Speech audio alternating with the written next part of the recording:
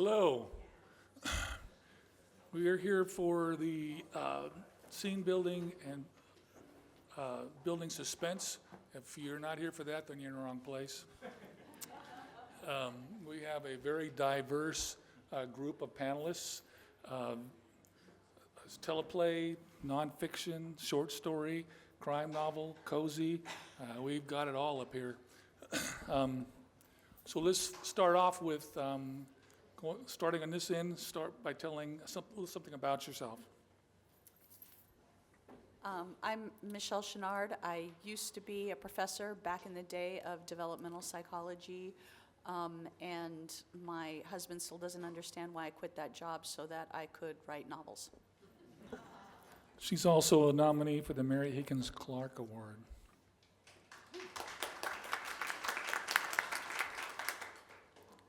Hi, my name is Nicolás Ferraro. As you can see, I'm not from here. I'm from Argentina, very long way from here.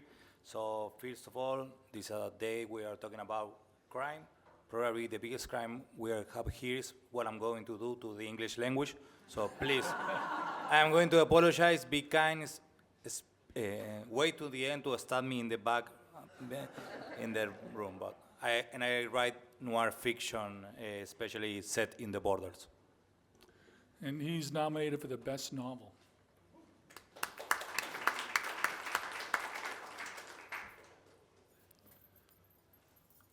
Oh, go ahead. Hi, I'm Ayla Rose, also known as Wendy Tyson, also known as Liv Anderson. I write, I guess I consider myself sort of a Goldilocks of the fiction, of the crime writing world. I write everything from cozies, which is what I'm here for today, up through kind of dark psychological thrillers. And I am an ERISA attorney by trade, so extra points to anyone who knows what that is. Thank you. And she's nominated for the Lilian Braun Award. Hi, I'm Stephen Sheil. I'm a writer of horror, crime, and dark and weird fiction. I'm from the UK, from Nottingham, home of Robin Hood. My background's actually in film, as a writer, as a director, as a cinematographer. But over the past 7 years, I've been moving. Fiction was my first love when I was younger. It's something I always wanted to do. So over the past 7 years, I've moved back towards writing fiction and combining that with a film career. He's nominated for the best short story. They've put the other Brit next to the other Brit. Obviously, they're worried about releasing us in the room separate. I'm Robert Thorogood. Many years ago, I created a TV show called Death in Paradise, which is on here, I think, on PBS Masterpiece. Oh, wow, thank you. But I left that to create a better show called the Marlow Murder Club. Death in Paradise set in the Caribbean, which I'd never been to before. I was making it all up. Marlow Murder Club I've set in the small hometown that I live in, Marlow, in England. So I'm here as a TV writer, but also it's based on the books that I wrote. So I'm also a novelist as well. But the book didn't, actually the book of the thing that I'm up for this year was nominated, and we didn't win. So I got very drunk on martinis. So tonight I'm not going to drink, and that way we might have a chance of winning. Nominated for best teleplay.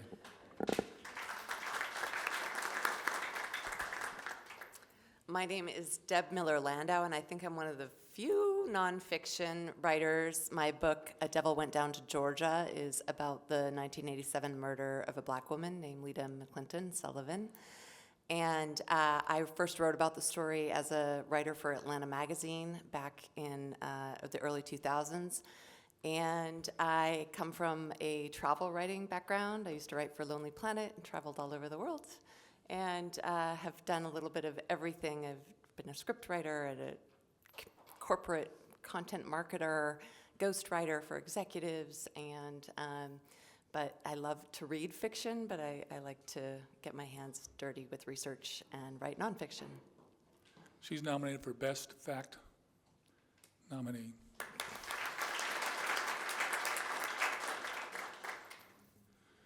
Okay, why don't we start? Well, you already told us a little bit about yours. Why don't we start with Michelle again? Tell us about your story. The Serial Killer Guide to San Francisco is a story about the granddaughter of a purported serial killer who makes her living giving serial killer tours of San Francisco until the day that she is accused of copycatting her grandfather's murders. Nice synopsis. It's called My Favorite Scar. It has a different title here in the States. It's about coming of age noir, about this little girl named Amber, 15 years old, that his dad is a criminal, a bad criminal in many ways, and she has to try to have the normal life of a 15 years old girl, but you know, being the daughter of a criminal is difficult to achieve that kind of living. Thank you. It's hard to compete with these wonderful accents. My book will not sound nearly as interesting. Murder on Devil's Pond takes place in my beloved state of Vermont, and it's a little bit of an homage to Vermont. But in it, my protagonist starts a new life, as in many cozies, in a small town in Vermont where nothing is as it seems. She starts a bed and breakfast pollinator farm and vegan restaurant, and her cantankerous 80-something-year-old neighbor is murdered and found on her property. So that sets her off figuring out who done it. Thanks. My story is called The Art of Cruel Embroidery, and it's set in and around the country music scene in Nashville from the 1940s to the 1970s. And the idea for the story came from the title. I kind of spent a long time during lockdown, as everybody did, stuck in a room, staring out the window and thinking, what was I going to do? And in order to get inspiration, I started buying lots of books on the internet. That's a lie. I'd already been buying lots of books on the internet. I started buying more books on the internet. And when I was scouring through the book pages, I would come across occasionally like really good titles for books. And I think, I'll just nick that and I'll write a story from it. So I had stories called Dissection of the Cockroach, which was a kind of, the textbook for dissecting cockroaches, and another one called If You Touch Them, They Vanish, which was a great title. And then I came across this book called The Art of Cruel Embroidery, with cruel spelled C-R-E-W-E-L. If anybody knows embroidery, it's a type of embroidery. And I thought, cruel embroidery, it's a pun, great. How on earth would I get a story where somebody would kill somebody with sewing? And so I worked it out, and if anybody knows kind of country music and the suits that they wear, the kind of nudie suits with the embroidery on, I thought, okay, I'll make my protagonist a tailor, and he will figure out how to kill someone with his tailoring. So that's the story.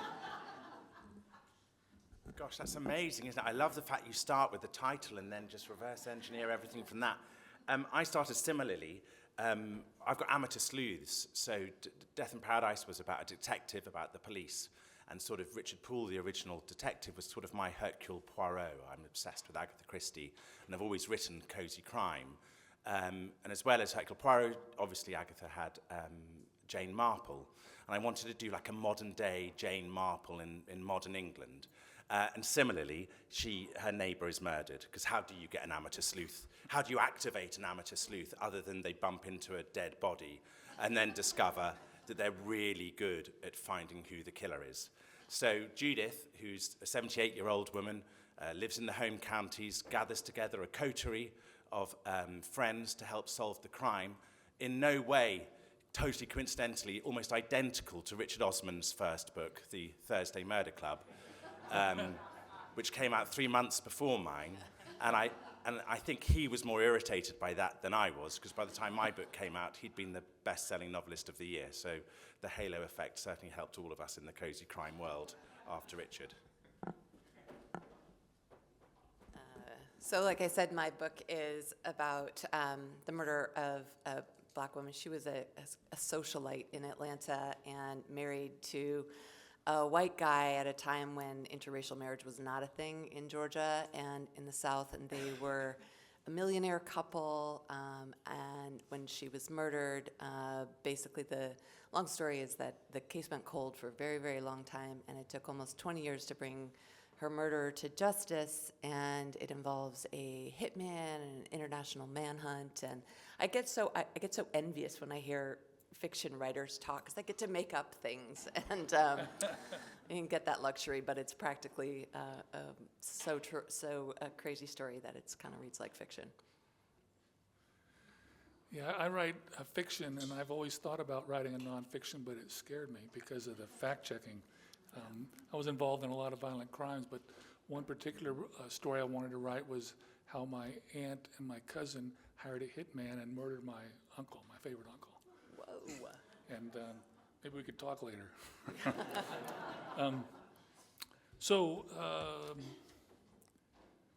Let's start. How did you get started? Start with you, Rose. I honestly don't remember, because I've been writing for as long as I can, I was able to write. And literally, my first published short story was when I was 8.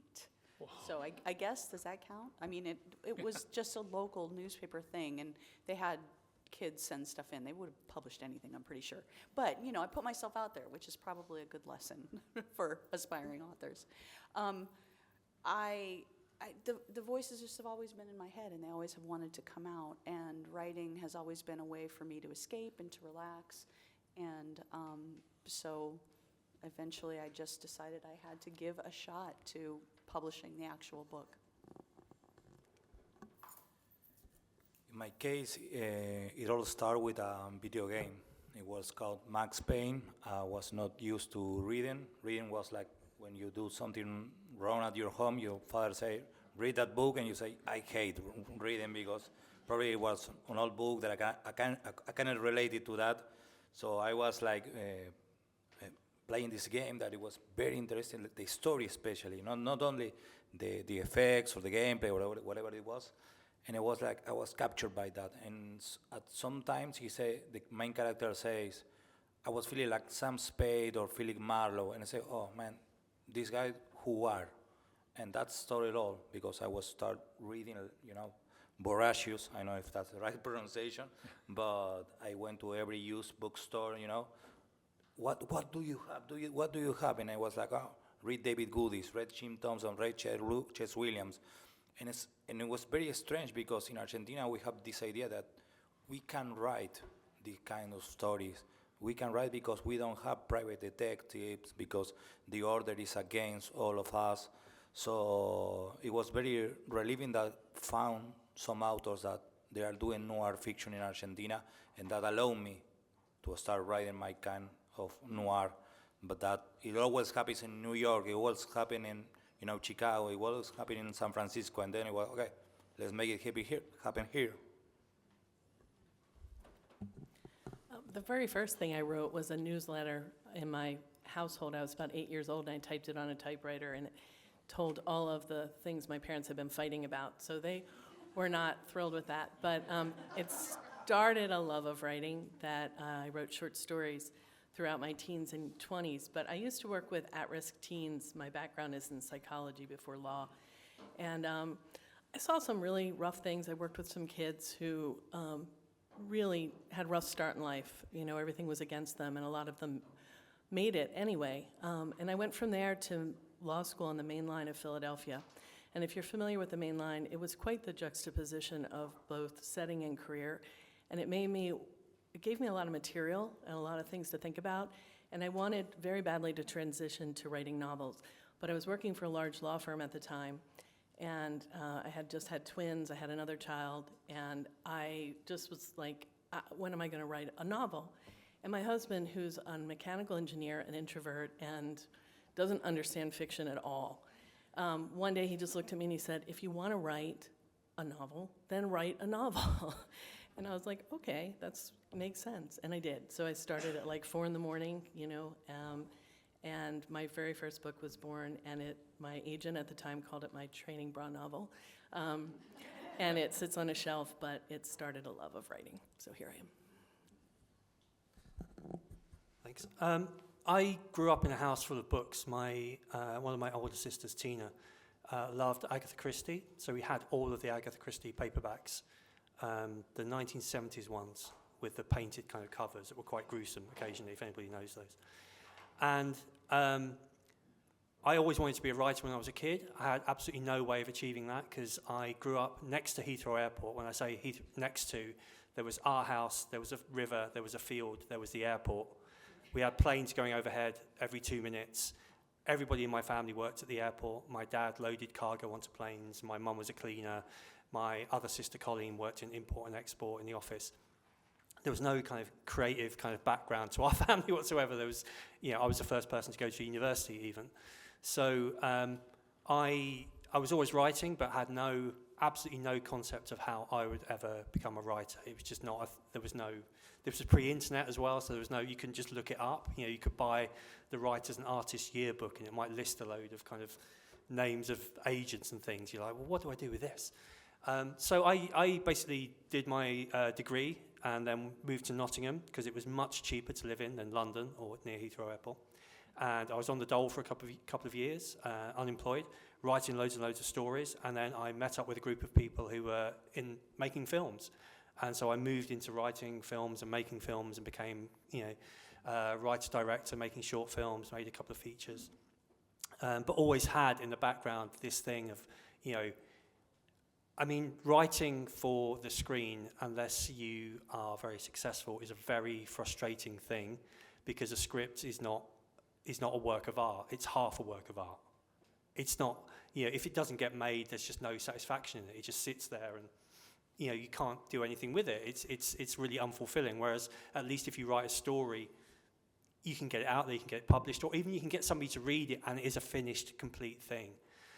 So about 7 years ago on a holiday, I had an idea for a story. We were on holiday in Malta and it was the first fiction that I'd written, for 20 years. And just really got back into it and really loved it and really, got back into writing fiction and now it's a kind of parallel career for me. It's just writing short stories and writing scripts. Thank you. I think I was about 8 as well. We were sent in to write a story at school, and I remember maybe I was older than 8 because it sounds a bit precocious otherwise. I was reading Robert Ludlum's The Holcroft Covenant, which is a brilliant book about Nazis after the Second World War, and I thought I would summarize it for my story that I was going to do. And I remember I did chapter 1. My ideas were too grandiose. I got to chapter 3, and then I realized I'd run out of time in the lesson to try and explain what the Holcroft Covenant was about. So I think it's an illness, or it's obviously vocational, isn't it? I mean, all of us in the room who write, and I know there's lots of writers here, it's this sort of motor inside you, and yes, it's about self-expression, but it's actually just weirder than that. I always wanted to tell stories. I always wanted to... when I was growing up, the currency at the dinner table was who could make anyone else laugh. So it was a very storytelling kind of a background. And in my 20s, so after I left university, similarly, in those days, you could sort of join the dole and sort of make do being quite poor. And it's very hard when youngsters in their 20s now want to become writers. I don't know how they do it, because being poor in a city and finding your tribe and going to fringe theatre and zines, I'm trying to say the word zines, this is all pre-internet, finding who you are, because also I'm working at the moment with a female producer called Serena, who I met in my 20s. I'm now 30 years older than that. And I remember her saying to me, "Oh no, you seem good, Robert, but I'd never hire a man under the age of 28. They have nothing to say." And I think there is some truth in saying it took me time, not so much to find my voice, but to find something to say. And I found that actually, the whole pram in the hallway, stopping creativity, it was only when my wife and I had children that I felt I actually had anything to say at all. Even though what I want to say is light-hearted ways of killing people in sunny countries. This seems to be where I've gone. But nonetheless, as I got older, I found that I had gravitas, but I kind of knew who I was and what stories I wanted to tell.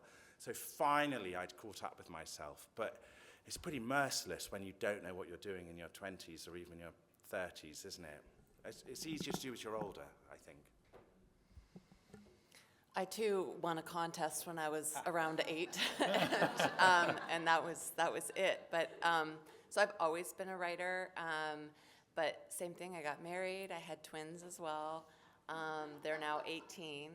I got divorced 10 years ago, and it was only and I always just needed to make money, so I used my writing to make money. I was a journalist, and then when that sort of all good journalists go to, you know, marketing after journalism dies.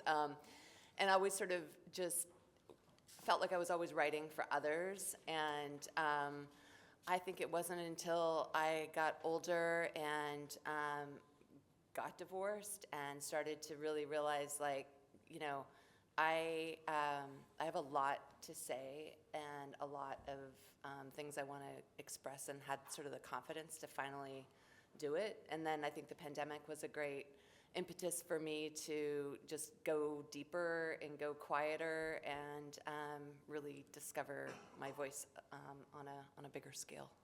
So. All right. So, Michelle, your book starts out, for me, a domestic suspense with what's happening. And it's a great setting, it's a great premise, but it sort of feels like a domestic suspense, and you kind of blend into that murder. How do you keep the tension going, juggling the domestic between the grandmother canceling the daughter's tuition, and the mother working a job, and then the receptionist quits on her? I mean, all this stuff is happening, and I'm all wrapped up in it, and then you start layering in the murder. How do you juggle that? I think for me, the most important thing when you're writing a book, what I like to do is I like to make sure that from the very first line, the reader is asking themselves a question. There's some question that they want an answer to. And then I want to give them another question that they want an answer to, and then another question. I want to raise the stakes, and okay, if I've got some stakes in place, that's great. How can I make the stakes even higher? And so I try to layer that on as much as possible and then start unraveling it. Very good.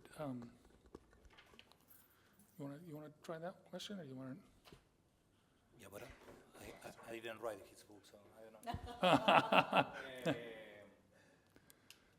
know. I try to start the books with founding what the characters loves, and all the book is about taking it away from them. You know, it's like you have to find what the character loves and try to take it away from him or from her in this case, and you know, find more ways to hurt these characters. I try to aim from tragedy, but to shoot with love, because at the end of the day, you have to love your characters, even though you are like trying to destroy their life. So that for me is the important part. Like I try to write from the scars of the character, find where these scars, and it uses like to build up the plot, you know. Especially that, you know. Sure. So, Murder on Devil's Pond is a cozy, and so, you know, with all crime fiction, you want tension. It's going to drive the story forward and pacing. But with a cozy, you know, typically you don't have a lot of gore on the page, a lot of violence on the page. So you have to be, I think, a little bit more subtle maybe and light-handed around building that suspense. And there's elements within the cozy, within my cozy, that lend itself to kind of creating that. This book revolves a lot around nature, and so weather, word choice can help create suspense and drive the story forward. Describing something as blood red. I mean, it's kind of all layered in there. I think what you said about asking questions is really pertinent too, because in a cozy you have a community, right? So you create this community of characters, and you can create innuendo. You can create secrets, but give out a little bit at a time, which will kind of drive that story forward, because you're always asking that question. You want to know more, I think of it kind of as a roller coaster, right? And you might, like a cozy might be a wooden roller coaster at Dorney Park, where you might have a thriller that has like really steep, but on that roller coaster, you're kind of building the suspense, and I think of that visual as I'm pushing the story forward. I want to build the suspense, but keep the reader's attention and keep that tension going. As I said earlier, I come from a background of making horror, and I think in horror, one of the things you're looking at, if you're making human-based horror rather than supernatural-based horror, you're looking at how does somebody get to the point where they can kill a person or do terrible things. And I'm very interested in that kind of psychology, and obviously that crosses over very heavily with crime fiction. How could somebody do terrible things? So I like stories, and my story is about somebody who is going to do a terrible thing. I like those kind of stories. It's a first-person story. And I like stories where you can feel that the character who's speaking to you is quite reasonable up to a point. And it's where that point is and how you can kind of build that point in there where slowly you realize, oh no, this isn't reasonable at all. This is very unreasonable.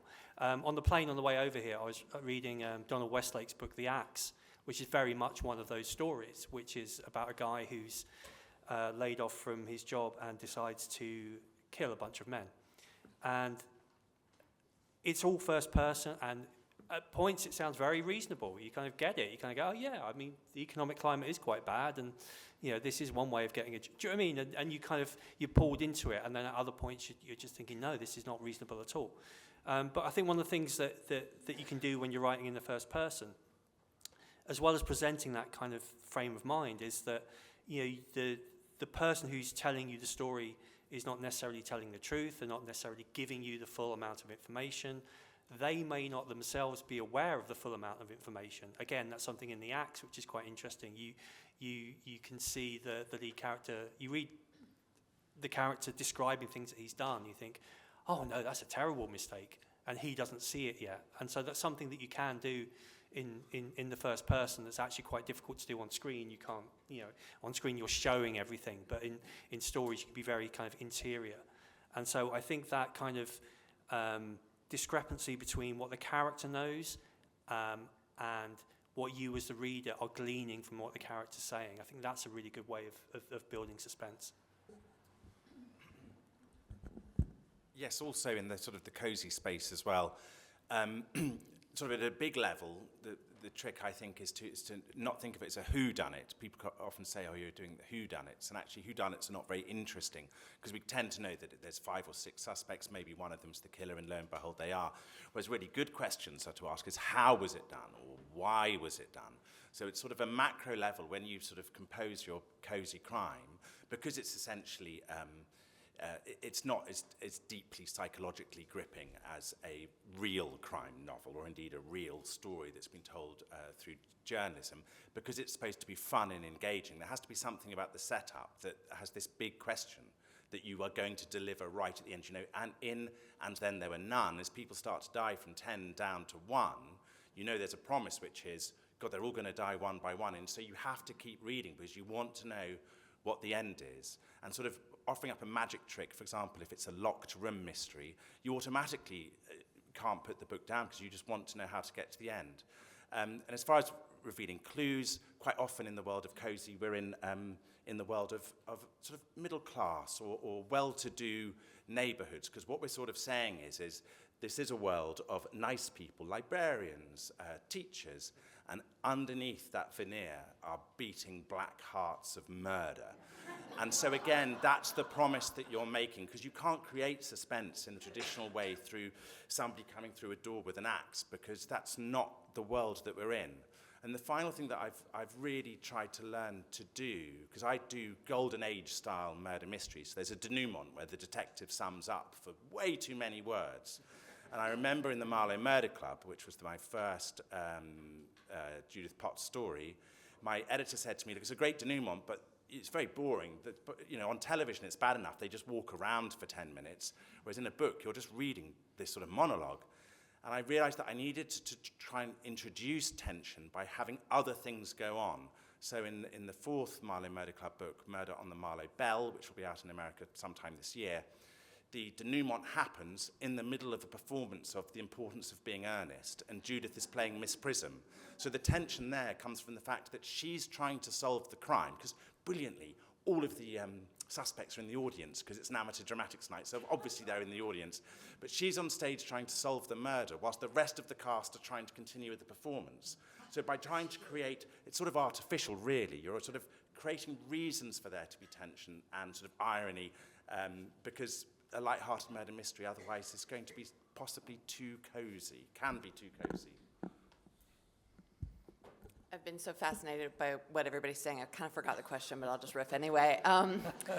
So for true crime, I mean, sometimes you think about nonfiction, you think, oh, it's going to be like boring, or it's going to be a police procedural, or it's going to be sort of a, you know, this happened and this happened and this happened. So I wanted to make sure that, you know, this tragic story also had, like, you know, legs and speed and tension, and it's also a story that, you know, if anybody knows the story, you know the ending. So how do you keep people engaged in that? And just from a technical perspective, one of the things that I did during, you know, I'd been researching, and finally it was like, I got to get writing or I'm going to miss my deadline. And I started writing, and I still felt really removed. I mean, it was a 37-year-old story at the time. Everyone I talked to was speaking in the past tense. Everyone was coming from, you know, their recollections and memories. The police reports were handwritten, if they existed at all. So I felt really pretty removed from the story. And so I was about 3 chapters in, and I made the decision to start writing in the present tense just to see what would happen. And it kind of changed everything, and very technically difficult as a writer when everything's in the past tense. But, you know, it just gave it speed and pace and tension as though you were there at the time. So I think that looking at your story from how is a reader going to, you know, experience it, and letting go of a lot of stuff, like you guys know as editor, film people, like leave a lot on the floor and be okay with not having every little thing that you discover be in there. So Do you do outline? Do you do a lot of outlining? I've envisioned index cards on a big cork board, and you move them around trying to get the story arc. For a nonfiction writer, I'm a total spaz when it comes to like organization. My office is totally organized chaos.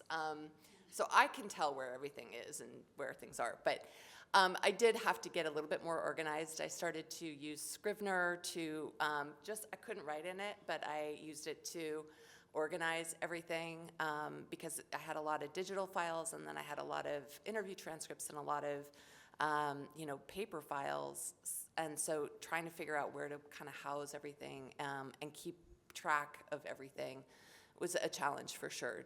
But you know, you really have to stay organized. And the interesting thing in like if you write a magazine story, a nonfiction magazine story, it'll get fact checked up the yin-yang. You'll call up people and say, you know, did you say this? And you know, every little fact is fact checked. In a true crime book, none of it is, and so it's pretty terrifying because you've got to really like get your shit together, essentially. Were you worried at all about liability writing a true fact?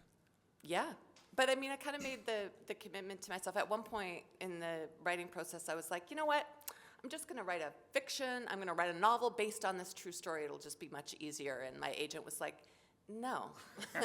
And so I went back and I just said, in order to sort of make sure that I did everything to the sort of best of my abilities in terms of reliability and truthfulness, was to make sure that absolutely every single thing that I wrote in the book came from somewhere. So it's a lot of work that way. But you know, once you sort of go, I'm not going to deviate. Then you can kind of hold yourself up. And so when it came out, I was fairly confident that I wasn't going to get in any trouble. All right. Steve, you wrote a short story that is very dynamic and has a great economy of words. It spans multiple decades. I don't know how you did it. My question is, did you write real long and then cut it back to get that economy of words and have that density of prose? No. Yeah, the story takes place, it starts in 1948 and ends in about 1973, and there's about 5 time jumps within it. And I knew I wanted it to span a long time, and I suppose, again, maybe this is coming more from a kind of screenwriting background, you know, and just cutting, just kind of going, okay, well, we don't need to see this interim bit, we'll just cut, you know, come in late, get out early. So you don't need the full story. And also it helps with the suspense as well. If you have a time jump of 5 years, and so you find the lead characters in a completely different space. And now there's a question, like Michelle was saying, questions are at the heart of things. What's the question? What's happened in these 5 years? And how has the narrator changed? How have the circumstances changed? And again, that builds in a load of questions, which helps with the suspense. So I think I always had it conceived that it would be in those kind of chunks. So it wasn't cut down. I think it was just a case of thinking, okay, I can leave it here, and the next kind of incident that I need to cover is here. And within, and again, because it's first person, I can have the character talk about what's happened to him, or kind of relay at least how he's been feeling over what's happened over the previous 5 years or 2 years or whatever. And I think it probably is coming from a kind of screenwriting background, just having that kind of being able to think of it as scenes or sequences, and just thinking, okay, well, this, if I do a hard cut here from this moment and pick it up at a moment that's 5 years in the future and the circumstances are completely changed, that's interesting. That creates intrigue. That creates a question in the mind of the audience. Robert, you write teleplays, and your stories have to develop through mostly dialogue. Do you plot yours out ahead of time, or do you just start writing? I plot absolutely every single beat, every moment, because for me it's about the magic trick at the end. We're talking about questions that you ask, the reader has. And so I'll start with the latest book, Murder on the Marlow Bell, was based on a sort of a trick I thought of I looked it up the other day, and back in 2017, it's a shooting. How could you do a shooting where I can smuggle the killer past the reader, was this sort of idea that I had.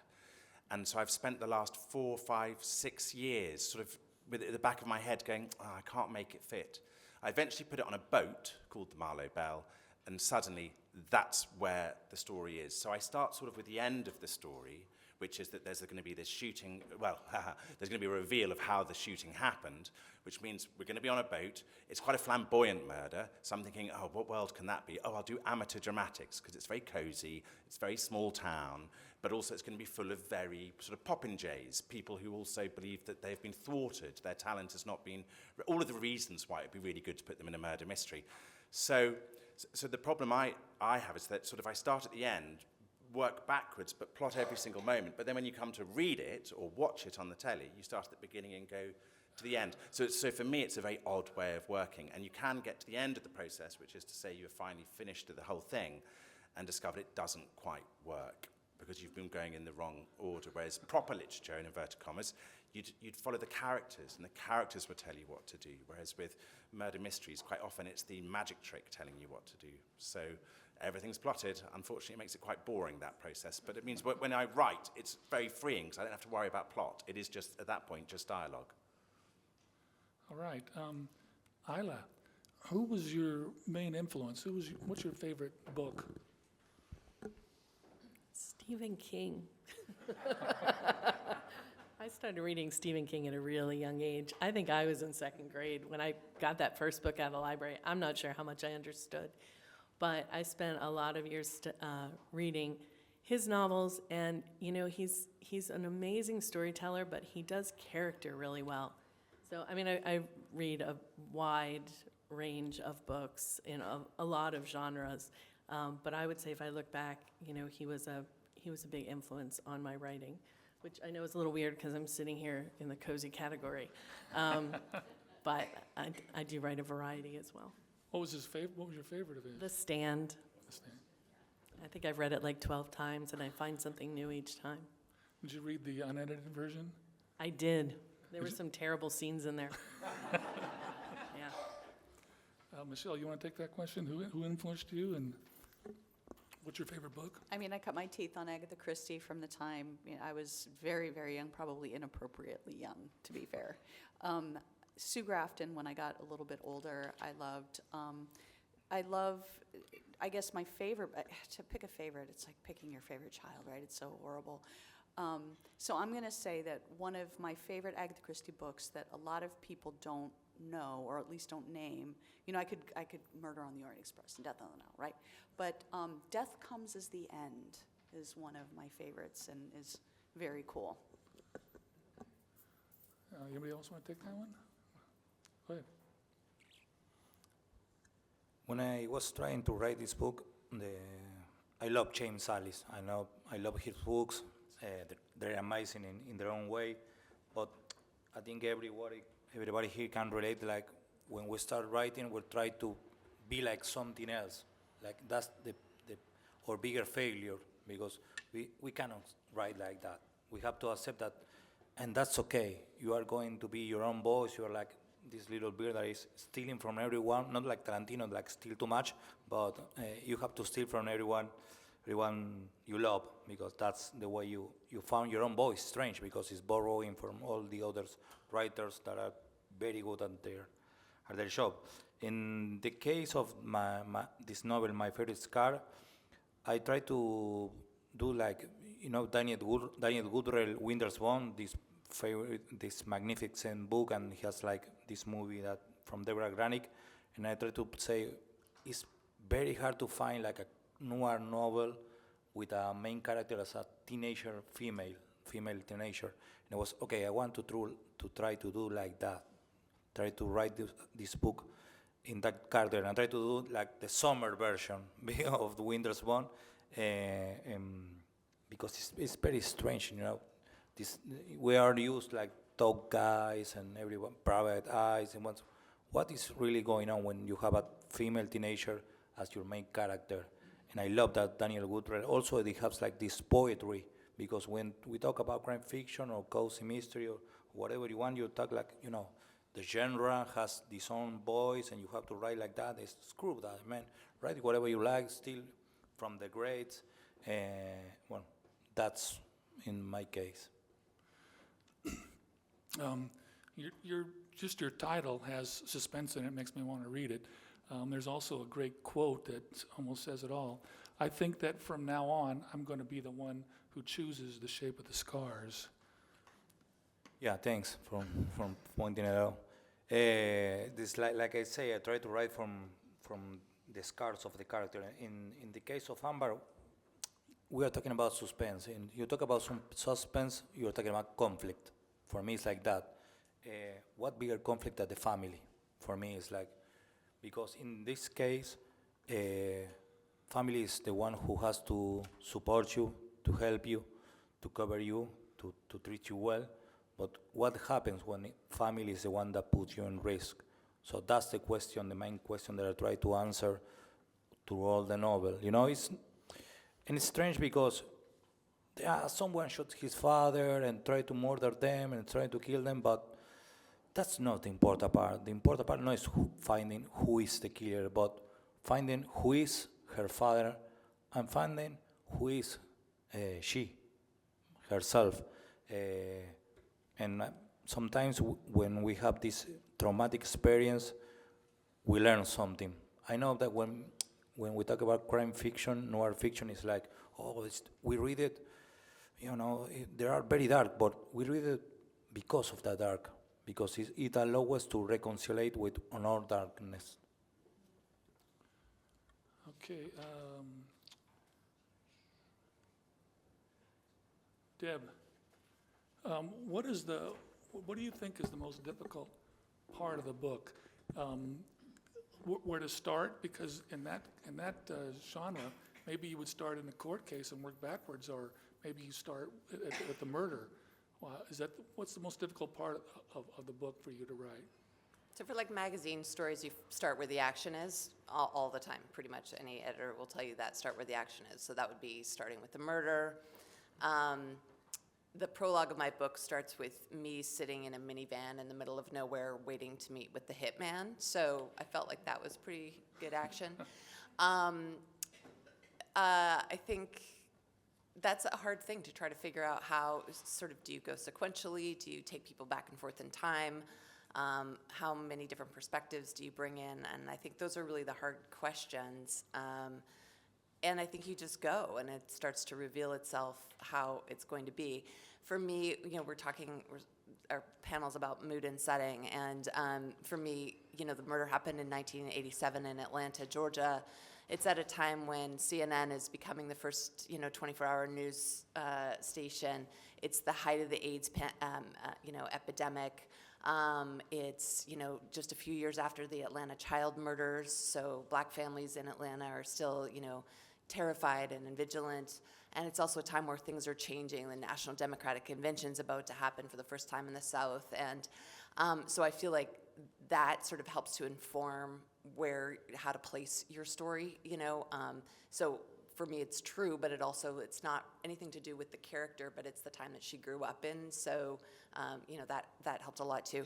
Another thing that was tricky for me is a lot of the story is about race. And as a white woman, I felt really scared to talk about race. And so it took me a while to start to feel like I even knew the right questions to ask of black folks, and ended up talking to a lot of black people to get their perspective in a way that I didn't have. So that was a hard place to start, but it took me a while to get there. Ayla, how about you? What's the most difficult part of the book for you? Ayla Rose? I'm really cognizant of pacing, because I think pacing drives suspense, sometimes I once judged a book contest, and I could tell, after about 12 pages, whether I could keep going or not. So I'm really cognizant of pacing. And I'm a lawyer by trade. The first editor who looked at my very first novel, I remember she said, I can tell you're a lawyer because you make a point, and then you reinforce a point, and then you repeat the point. And I was like, so I can't write like that. So I think about pacing a lot. Michelle, you want to try that one? So ironically, because the panel is about mood and setting, the most difficult thing for me is descriptions of setting and setting up that kind of mood. So that's been, for most of my life, that has been my writing life. That has been tough for me, and I've tried to work on it and improve it. And I think that's actually one of the gifts of this book for me, is that San Francisco is the most perfect place in the world to set murders. And it has so much mood and setting and fog and all the things, creepy hills and little hidden staircases. And so it's really helped me to be able to overcome, I guess, my own personal shortcomings as a writer and really grasp that mood and grasp that setting and just celebrate it. Yeah, you did an excellent job in the setting. It felt like you gave equal weight to a main character to the setting, and it worked very well for him. Thank you. Can we have questions? We open up for questions? Yeah, go ahead. I know this is a broad topic, and I apologize if this might apply more to fiction than nonfiction, but how variable do you find the outlining process from project to project? And as far as the spectrum of discovery writing to thorough outlining, is there a middle ground, a sweet spot that tends to work, or is it depends on the project? Anybody want to take that one? Hi. I think it was Nabokov who says, you have these little torches that light some part of the road. So I try to have different chapters that I know that I really want to write about it because I'm passionate about it. So it's like chapter 1, chapter 5, chapter 12, So I try to fill the voice, but I have to love these scenes that I have the desire to tell this story. So I have this little, and in the middle, I'm just making out, I'm trying to find some way to make entertaining every chapter. That's the building suspense, we have the tension, the right conflict, but also you have these little goals between, so you have to try fun with that. And it's okay, the main character is going to skip from the hitman, but in the meantime, patch your dad wounds or, escape or steal beer from some supermarket because you don't have money. So you have this little point of tension in between those big special plot points. I'll just say I don't outline in the beginning at all. I write the book, and then I outline. And that helps me make sure that I've captured everything. I don't do it super detailed, but just make sure that everything works together. For my short story, there was a kind of outline in my head. There was a kind of, I knew the ending, I knew the beginning, I knew the kind of steps to get there. But obviously, because it's a short story, there wasn't a lot of kind of outlining to do. In terms of other stuff that I've written, in terms of writing screenplays, and I've been writing a few kind of thriller screenplays recently, I'll lay it all out on index cards. I'll have kind of scene by scene, and then I will sit down and I'll write. But one of the things I do, whether I'm writing fiction or screenplays, is I don't do like a vomit draft where I just kind of go put anything down and it doesn't matter. I will spend ages on the first 10 pages or the first couple of pages of a story because I want to get the voice right and I want to get the tone right and I want to get it right in my head. Like, this is what it is. So I don't leave that till the end. I don't kind of just throw it all out and just think, oh, I'll add that on. For me, it has to be at the beginning. I have to get the voice right or the tone of the piece right. So I spend, if I'm writing something over 6 weeks, I'll spend like the first week and a half just on the opening, just so that I get it. Do you know what I mean? I get it right so that it sounds right to me. And once it feels, okay, that's the tone of the piece, that's the style of it, then I'll continue and write the rest of it. That's all the time we have. Thank you guys for being on the panel.